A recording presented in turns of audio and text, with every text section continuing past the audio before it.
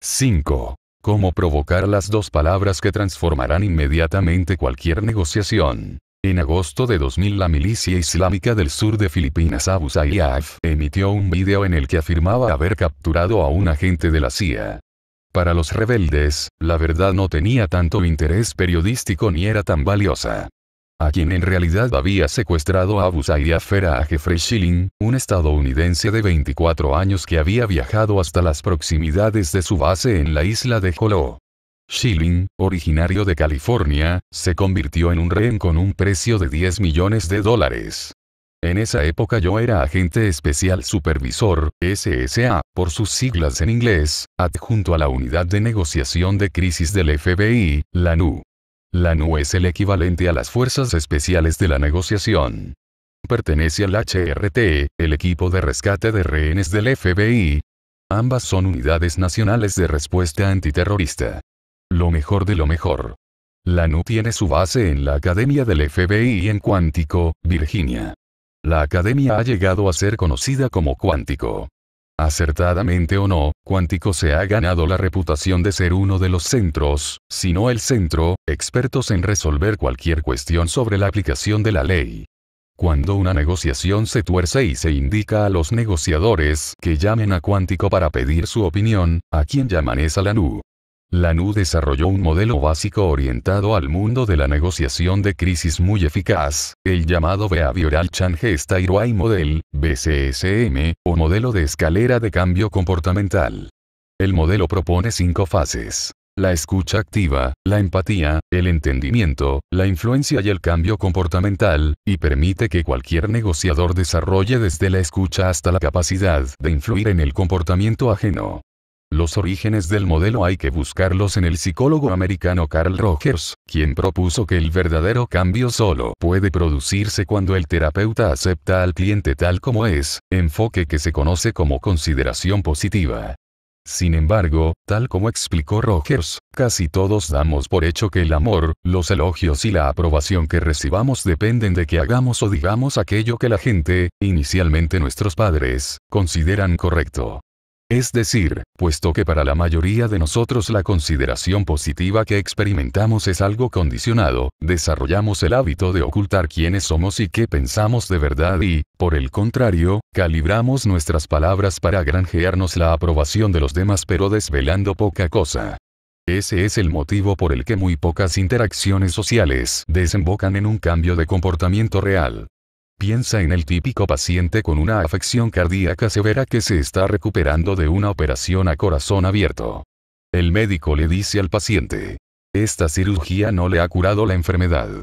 El único modo de prolongar su vida es hacer los siguientes cambios en su comportamiento.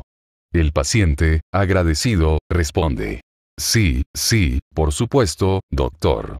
Esta es mi segunda oportunidad. Cambiaré. Y lo hace. Varios estudios han demostrado que nada cambia. 2 años después de una operación, más del 90% de los pacientes no ha modificado en absoluto su modo de vida. Aunque lo que se pone en juego en las negociaciones diarias con nuestros hijos, jefes o clientes no es a vida o muerte como en la negociación de una crisis con rehenes, o de salud, el entorno psicológico que se necesita para que se produzca un cambio real en lo más profundo de la persona y no solo temporal es el mismo. Si consigues que alguien suba la escalera del cambio comportamental con éxito, intentando en cada escalón aumentar la confianza y una mayor conexión, habrá un momento clave en el que se genere una consideración positiva incondicional y puedas empezar a ejercer tu influencia. Después de llevar años aplicando las tácticas del modelo de la BCSM, puedo enseñar a cualquier persona a alcanzar ese momento. Pero como saben bien los cardiólogos, y como finalmente han llegado a descubrir las legiones de licenciados que han seguido las enseñanzas del libro sobre negociación más famoso del mundo, obtenga el sí, lo más probable es que, si lo que estamos escuchando es la palabra sí, signifique que no hemos conseguido llegar a ese punto. Como pronto descubrirás, las 2 palabras más dulces que se pueden escuchar en cualquier negociación son una variación de eso así es. Crea una epifanía sutil. Yo era el hombre perfecto para el caso Schilling. Había pasado algún tiempo en Filipinas y tenía una amplia experiencia en terrorismo de la época que pasé en Nueva York asignado a la JTTF, las Fuerzas Especiales Antiterroristas Conjuntas. Pocos días después del secuestro de Schilling, volé a Manila con mi compañero Chuck Regini para dirigir las negociaciones. Junto con Jim Nixon, el oficial de mayor rango del FBI en Manila, nos entrevistamos con los jefazos del ejército filipino. Accedieron a dejarnos guiar las negociaciones y nos pusimos a trabajar. Uno de nosotros estaría a cargo de la estrategia de negociación del FBI y, consecuentemente, del gobierno estadounidense. Ese fue mi papel. Con la ayuda de mis colegas, mi trabajo consistía en desarrollar la estrategia, conseguir que se aprobara e implementarla. A raíz del caso Schilling me convertí en el principal negociador de secuestros internacional del FBI. Nuestro principal adversario era Abu Zavalla, el líder rebelde, que estaba al mando de las negociaciones del rescate de Schilling. Zavalla era un veterano del movimiento rebelde y tenía un pasado violento. Parecía sacado de una película, era un asesino terrorista sociópata. Tenía todo un historial de violaciones, asesinatos y decapitaciones. Le gustaba grabar sus hazañas sangrientas y mandar los vídeos a los medios filipinos. Zavalla siempre llevaba gafas de sol, un pañuelo en la cabeza, una camiseta negra y pantalones de camuflaje. Creía que todo eso hacía de él una figura deslumbrante. En las fotos que existen de los terroristas de Abu Sayyaf en este periodo, siempre aparece uno que lleva gafas de sol. Ese es Zavalla. Zavalla adoraba la atención de los medios. Los periodistas filipinos tenían línea directa con él. Le llamaban y le hacían preguntas en tagalo, su lengua materna. Él les contestaba en inglés porque quería que el mundo escuchara su voz por la CNN. Deberían hacer una película sobre mí, les decía a los periodistas. Para mí, Zavalla era un despiadado hombre de negocios con un ego tan grande como Texas, un verdadero tiburón. Zavalla sabía que estaba jugando a un juego de mercado. En Jeffrey Schilling tenía un activo valioso. ¿Cuánto podría sacar por él? Lo iba a descubrir, y yo tenía intención de que se encontrara con una sorpresa que no iba a gustarle. Como agente del FBI, quería liberar al rehén y llevar al criminal ante la justicia. Un aspecto crucial de cualquier negociación es desentrañar cómo ha llegado tu adversario a su posición. Zavalla llegó hasta el rescate de $10 millones a partir de un cálculo empresarial. En primer lugar, Estados Unidos ofrecía $5 millones por cualquier información que llevara al arresto de los fugitivos que quedaban del atentado contra el World Trade Center de 1993. Tal como lo razonaba Zavalla, si Estados Unidos estaba dispuesto a pagar $5 millones por alguien que no les gustaba, por un ciudadano pagarían mucho más. En segundo lugar, se sabía que una facción rival de Abu Sayyaf acababa de recibir $20 millones por 6 rehenes de Europa Occidental. El líder libio Muammar el-Gaddafi había realizado el pago como ayuda al desarrollo. Lo más absurdo de todo esto era que una porción significativa del rescate se había pagado en billetes falsos.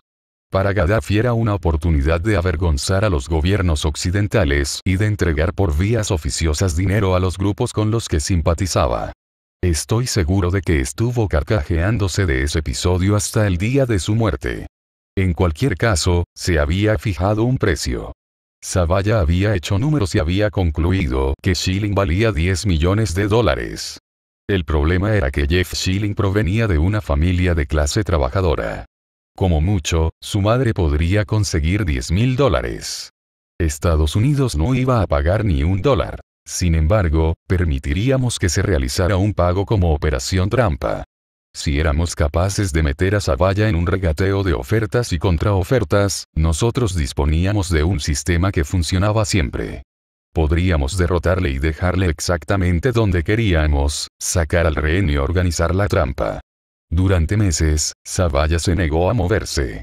Insistía en que los musulmanes filipinos habían sufrido 500 años de opresión, desde que los misioneros españoles llevaron el catolicismo a Filipinas en el siglo XVI. Recitaba ejemplos de las atrocidades cometidas contra sus ancestros musulmanes. Explicaba por qué Abu Sayyaf quería establecer un Estado islámico al sur de Filipinas. Que se habían violado sus derechos de pesca. Lo que fuera, se le ocurría cualquier cosa y la usaba. Zavalla quería esos 10 millones en concepto de daños de guerra, no como rescate. Se mantuvo firme en su exigencia y nos dejó fuera del sistema de oferta y contraoferta que queríamos usar con él. Y soltó alguna amenaza sobre que estaba torturando a Jeff Schilling. Zavalla negociaba directamente con Benjie, un oficial militar filipino. Hablaban en tagalo. Nosotros revisábamos las transcripciones traducidas al inglés y las empleábamos para aconsejar a Benjie. Yo entraba y salía de Manila, y supervisé las conversaciones y la estrategia. Le indiqué a Benjie que le preguntara qué tenía que ver Schilling con los 500 años de opresión de los musulmanes filipinos. Le dijo a Zavalla que lo de los 10 millones de dólares era imposible. Daba igual el enfoque que empleáramos para razonar con Zavalla sobre por qué Schilling no tenía nada que ver con los daños de guerra, él siempre hacía oídos sordos. Nuestro primer momento de avance con el ASIES se produjo, de hecho, mientras yo negociaba con Benjie. Benjie era un verdadero héroe filipino. Era el jefe de las fuerzas especiales de la Policía Nacional Filipina y había participado en un gran número de tiroteos. Benjie y sus hombres habían sido enviados en misiones de rescate para salvar a rehenes en numerosas ocasiones y tenían un registro de éxitos excelente. Sus hombres eran temidos por una buena razón. Pocas veces hacían uso de las esposas. Benjie quería aplicar la línea dura con Zavalla y hablar con él en términos directos, sin rodeos. Nosotros queríamos involucrar a Zavalla en un diálogo para descubrir qué era lo que deseaba el adversario. De hecho, queríamos establecer un entendimiento con él. Para Benjie, eso era de mal gusto. Benjie nos dijo que necesitaba un descanso. Lo habíamos tenido trabajando prácticamente 24 horas al día, 7 días a la semana durante varias de ellas. Quería pasar el fin de semana con su familia en las montañas al norte de Manila. Accedimos, pero con la condición de que pudiéramos acompañarle y dedicar varias horas el sábado y el domingo a trabajar en la estrategia de negociación. El sábado por la noche nos sentamos en la biblioteca de la residencia de verano del embajador estadounidense. Mientras intentaba explicarle a Benjie el valor de establecer una relación basada en el entendimiento incluso con un adversario tan peligroso como Zavalla, pude ver cómo se le dibujaba en la cara una mueca de desdén. Me di cuenta de que tenía que negociar también con Benjie. ¿Odias a Zavalla, no es verdad?, le dije, abriendo con una etiqueta. Benjie se descargó conmigo. Vaya que sí, dijo. Ha asesinado y violado a mucha gente. Una vez que estábamos bombardeando su posición con bombas de mortero salió por la radio y dijo, este bombardeo es música para mis oídos. En otra ocasión le oí por la radio jactándose de que estaba de pie sobre el cadáver de uno de mis hombres. Este estallido era el equivalente de Benjie a las IES. A medida que iba soltando su rabia, vi cómo tomaba el control de su ira y se calmaba. Si hasta ese momento Benjie había sido muy bueno, a partir de ahí se convirtió en una superestrella. Afloró lo mejor de él y se convirtió en un negociador extraordinario. Esta negociación entre Benjie y yo no fue muy distinta de cualquier otra negociación entre colegas que están en desacuerdo respecto a alguna estrategia. Antes de convencer al otro para que vea lo que estás intentando conseguir, debes decirle las cosas que le llevarán a conceder el así es. Normalmente, el momento del avance del así es no se produce al principio de la negociación. Cuando ocurre, resulta invisible para el interlocutor, y le lleva a aceptar aquello que estás diciendo. Para él, es una epifanía sutil. Provoca un así es. Empleando un resumen después de meses de negociación, Zavalla aún rehusaba moverse. Y decidí que era hora de pulsar el botón de reinicio. Benjie se había hecho tan bueno alargando las conversaciones que uno podía imaginarse a Zavalla vacilando durante una hora antes de llamar a 1, 2, 3, 4. Benjie, intentando dar con un modo de conseguir lo que él quería. Le llamaba y decía, dime sí o no. Solo sí o no. Teníamos que sacar a Zavalla del bucle de los daños de guerra. Daba igual el tipo de preguntas, la lógica o los razonamientos que pusiéramos en práctica con él, no conseguíamos que saliese de ahí. Las amenazas contra Schilling aparecían y desaparecían, pero siempre lográbamos aplacarle. Decidí que para avanzar y superar esta fase teníamos que reposicionar a Zavalla empleando sus propias palabras, de un modo que nos permitiera disolver las barreras. Teníamos que conseguir que dijera así es. En aquel momento, ignoraba qué clase de revelación nos iba a hacer. Solo sabía que teníamos que confiar en el proceso. Escribí 2 páginas con instrucciones para Benji sobre el curso que debía tomar la acción. Íbamos a usar casi todas y cada una de las tácticas de la escucha activa. Pausas efectivas. El silencio es poderoso, así que le dijimos a Benji que lo usara como énfasis, para alentar a Zavalla a seguir hablando hasta que finalmente, como si se tratara de limpiar un pantano, pudiéramos filtrar las emociones de todo el diálogo. Pequeños alientos. Aparte del silencio, le indicamos que empleara fórmulas simples como sí, ok, ajá o ya veo para transmitir de forma efectiva que Benji estaba prestando toda su atención a Zavalla y a todo lo que éste tuviera que decir. Reflejar. En vez de discutir con Zavalla e intentar separar a Schilling de los daños de guerra, Benji escucharía y repetiría lo que dijera Zavalla. Etiquetar. Benji debía dar a las emociones de Zavalla un nombre 5. 6. Identificarse con sus sentimientos. Todo parece tan trágicamente injusto, ahora puedo ver por qué estás tan enfadado. Parafrasear. Benji debía repetir aquello que Zavalla dijera, pero reformulado en sus propias palabras. Esto, le dijimos, le mostraría a Zavalla de forma muy patente que le comprendía y que no se estaba limitando a repetir como un loro sus preocupaciones. Resumir. Un buen resumen consiste en combinar el significado de lo que se está diciendo con el reconocimiento de las emociones que subyacen a ese significado, parafrasear más etiquetar igual resumir. Le dijimos a Benji que tenía que escuchar y repetir el mundo según Abu Zavalla. Tenía que resumir en su totalidad las tonterías que se le ocurrían a Zavalla sobre los daños de guerra y los derechos de pesca y los 500 años de opresión.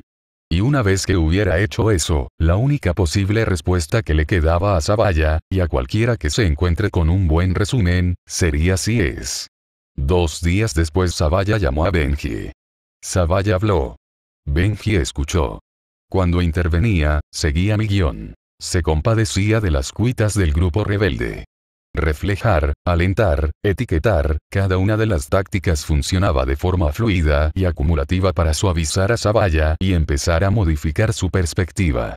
Finalmente, Benji repitió con sus propias palabras la versión de la historia de Zavalla y los sentimientos asociados a esa versión. Zavalla permaneció en silencio durante aproximadamente 1 minuto. Finalmente habló. Así es, dijo. Finalizamos la llamada. La exigencia de los daños de guerra desapareció sin más. Desde ese momento Zavalla no volvió a hablar de dinero. No volvió a pedir ni un centavo por la liberación de Jeffrey Schilling. Al final terminó tan agotado con el secuestro del joven californiano que bajó la guardia. Schilling se escapó del campamento y los comandos filipinos fueron a su encuentro. Volvió sano y salvo a California con su familia. 2 semanas después de que Jeff Schilling se escapara, Zavalla llamó a Benji. ¿Te han ascendido ya? Le preguntó. Si no, deberían hacerlo. ¿Por qué? Preguntó Benji. Estaba dispuesto a torturar a Jeffrey, dijo Zavalla. No sé qué es lo que has hecho para evitar que lo hiciera, pero fuera lo que fuese, funcionó. En junio de 2002, Zavalla murió en un tiroteo con unidades del ejército filipino. En el calor de las negociaciones por la vida de un hombre, no aprecié el valor de esas 2 palabras. Así es. Pero cuando estudié las transcripciones y reconstruí la trayectoria de las negociaciones, me di cuenta de que Zavalla había modificado su forma de actuar cuando pronunció esas 2 palabras. Benji había empleado algunas técnicas fundamentales que habíamos desarrollado durante muchos años. Había reflejado la visión de Zavalla. Había evitado la confrontación. Había permitido a Zavalla contar libremente su versión de los hechos hasta que se agotó. Así es, era la señal que indicaba que las negociaciones podían seguir avanzando desde el punto muerto en que se encontraban. Rompió una barrera que estaba impidiendo que progresáramos. Creó un momento de comprensión en nuestro adversario en el que llegó a mostrar su acuerdo en algún punto sin tener la sensación de haber cedido en nada. Era una victoria furtiva. Cuando tus adversarios dicen así es, Tienen la sensación de que han sopesado tus palabras y las han considerado correctas por propia voluntad. Las aceptan. Así es, nos permitió prolongar las conversaciones y distraer a Zavalla de su intención de torturar a Schilling. Y les dio tiempo a los comandos filipinos para montar la operación de rescate. En toda nuestra experiencia en las negociaciones con rehenes, nunca intentamos conseguir un sí como punto final. Sabemos que el sí no es nada sin el cómo.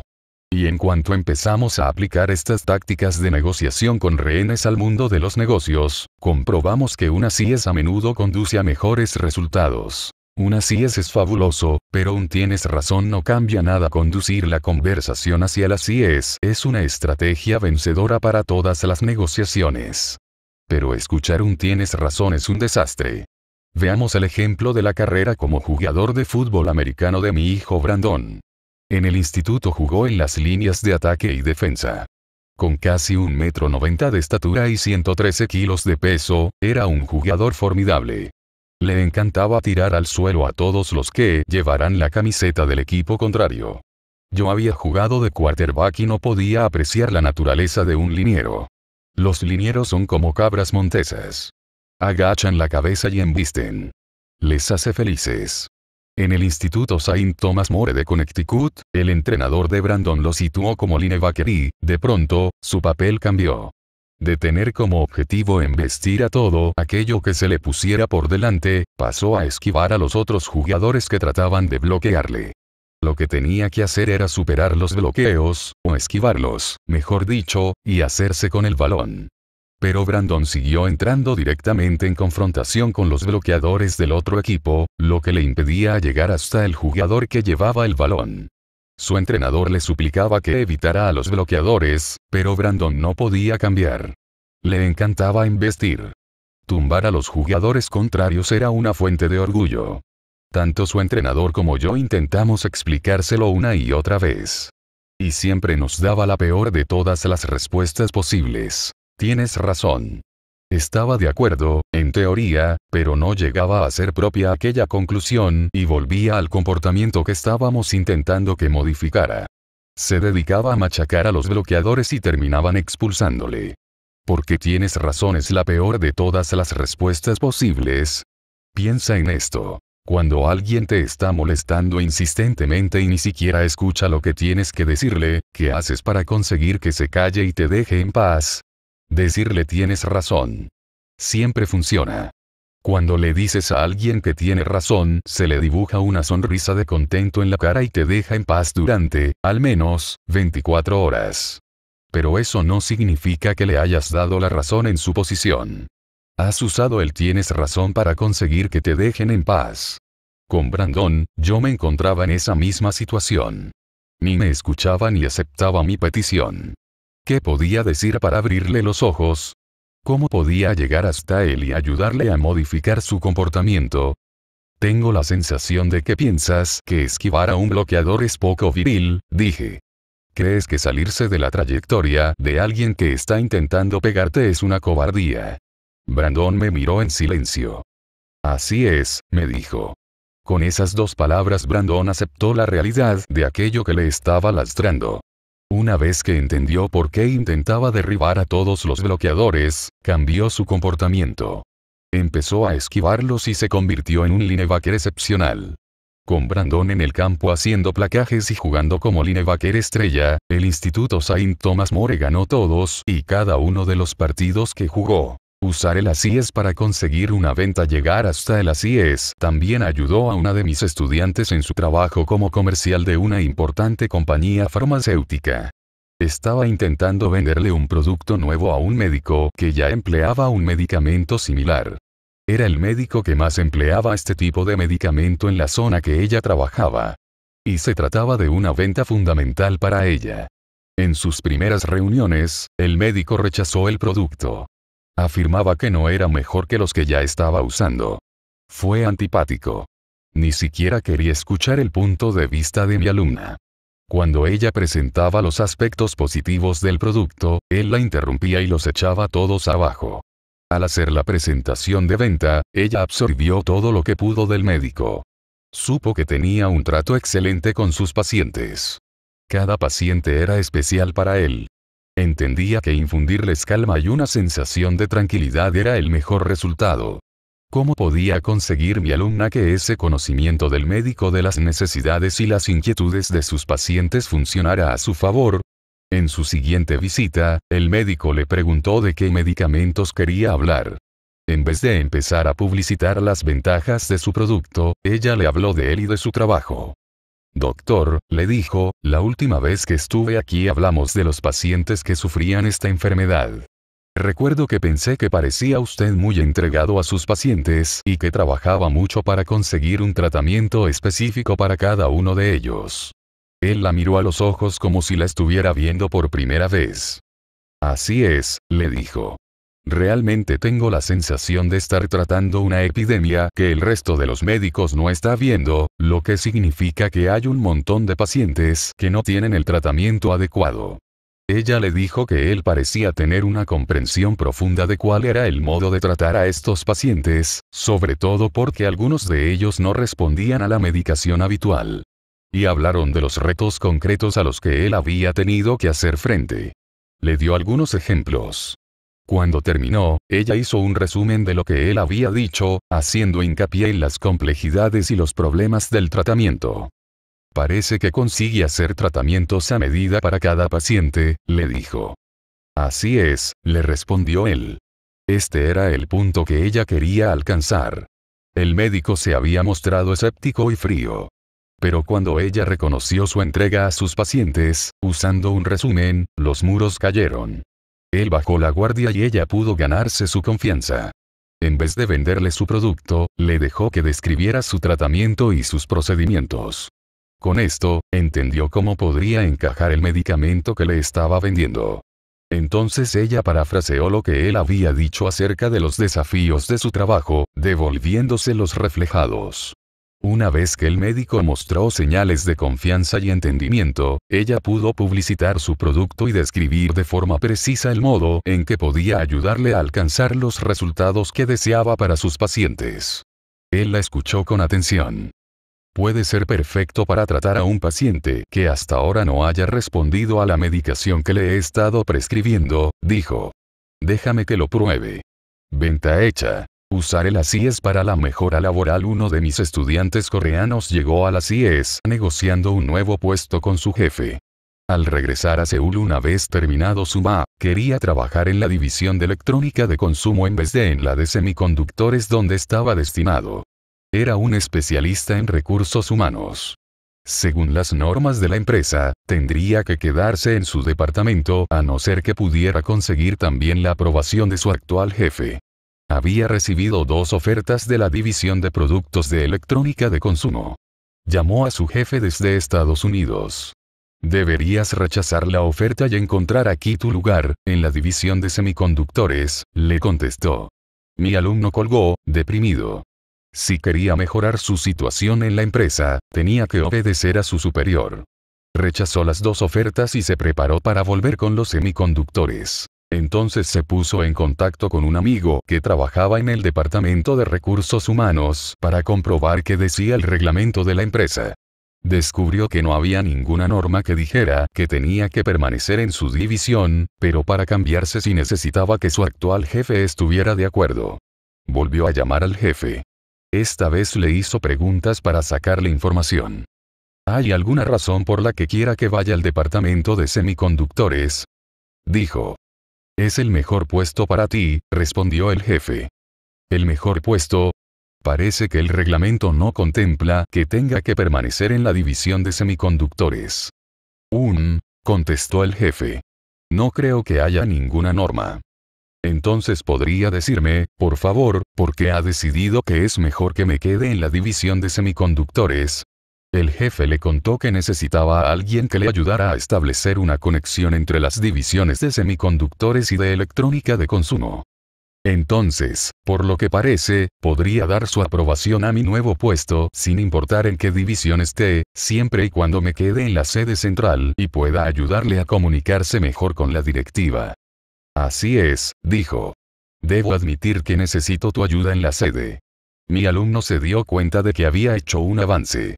No solo su jefe había pronunciado esas dulces palabras, así es, sino que le había revelado su verdadero motivo. Le necesitaba en la sede central de la empresa. ¿Hay algo más con lo que necesite ayuda?, preguntó. Déjame que te lo cuente todo, contestó el jefe. Resultaba que, en 2 años, su superior estaría en condiciones de ser ascendido a vicepresidente y deseaba ese puesto. Necesitaba a alguien que estuviera en la sede y que hiciera presión sobre el presidente. Le ayudaré todo lo que pueda, dijo mi alumno. Pero podría encargarme de la conexión entre los departamentos y también hablarle bien de usted al presidente incluso si estuviera en la sede con la división de productos de consumo, ¿no es cierto? Así es, dijo el jefe. Si recibes una oferta de la división de productos de consumo, la aprobaré. Bingo. Mediante la técnica de plantear preguntas que llevaron a su jefe hasta el así es, mi alumno había conseguido su objetivo. Y también consiguió que su jefe le descubriera 2 cisnes negros, las dinámicas tácitas que subyacen a toda negociación, y que exploraremos en profundidad en el capítulo 10. Su jefe necesitaba a alguien que le ayudara a crear conexiones y a comunicarse en la sede de la empresa. Su jefe sería candidato al puesto de vicepresidente y necesitaba que alguien le hablara bien de él al presidente. Mi alumno obtuvo el trabajo que deseaba en la división de electrónica de consumo. Y va por ahí poniendo por las nubes a su antiguo jefe. Me quedé asombrado, me escribió en un correo electrónico. En esta cultura nunca es posible saber qué es lo que está pensando un superior. Tengo muchas oportunidades de viajar a lo largo y ancho del país y hablar con altos ejecutivos, tanto en charlas formales como en sesiones de consultoría privada. Les entretengo contándoles historias de guerra, y después les describo algunas habilidades de negociación. Siempre imparto unas pocas técnicas. Llegar a las CIES es una de las básicas. Después de una conferencia en Los Ángeles, una de las personas que asistió, Emily, me envió un correo electrónico. Hola, Chris, tengo que contarte que acabo de probar la técnica de las CIES en la negociación de un precio con una potencial clienta nueva. Y conseguí lo que quería. Estoy entusiasmada. Antes, probablemente me habría decidido por llegar a un punto medio sobre el precio sugerido, entre mi oferta inicial y su primera contraoferta. En vez de ello, creo que evalué correctamente sus motivaciones, le planteé una afirmación para llegar a las CIES en su cabeza, y entonces ella propuso la solución que yo quería y me preguntó si estaría de acuerdo. Por supuesto, lo estaba. Gracias, Emily, y pensé, eso es. Lecciones clave. Dormir en la misma cama y soñar sueños distintos es una vieja expresión china que describe la intimidad de una pareja, ya sea en un matrimonio o en los negocios, que carece de la comunicación necesaria para sostenerla. Es la receta para los malos matrimonios y las malas negociaciones. Cuando cada una de las partes tiene sus propios objetivos, sus propias metas y motivaciones, la verdad es que la conversación amable, los síes y los tienes razón que constituyen los lubricantes sociales que lanzamos rápida y enfáticamente en casi cada interacción, no es en ningún caso un sustituto del entendimiento real entre nosotros y nuestro interlocutor. El poder de llegar a ese entendimiento, y no a un simple sí, es toda una revelación en el arte de la negociación. En el momento en el que convences a alguien de que entiende sus sueños y sus sentimientos, y el mundo que habita, se hace posible el cambio mental y comportamental, y se establecen los cimientos que abren la posibilidad de un avance. Para establecer estos cimientos puedes emplear las siguientes lecciones. Crear una consideración positiva incondicional abre la puerta a un cambio de pensamiento y de comportamiento. Los humanos tenemos el impulso innato de desarrollar un comportamiento socialmente constructivo. Cuanto más comprendida se sienta una persona y más se reafirme en esa comprensión, más probable será que se manifieste el impulso del comportamiento constructivo. Una CIES es mejor que un sí. Esfuérzate por conseguirlo. Llegar a las CIES en una conversación crea puntos de avance. Emplea un resumen para desencadenar una CIES. Los ladrillos de un buen resumen son las etiquetas combinadas con las paráfrasis. Identifica, reconstruye y reafirma emocionalmente el mundo según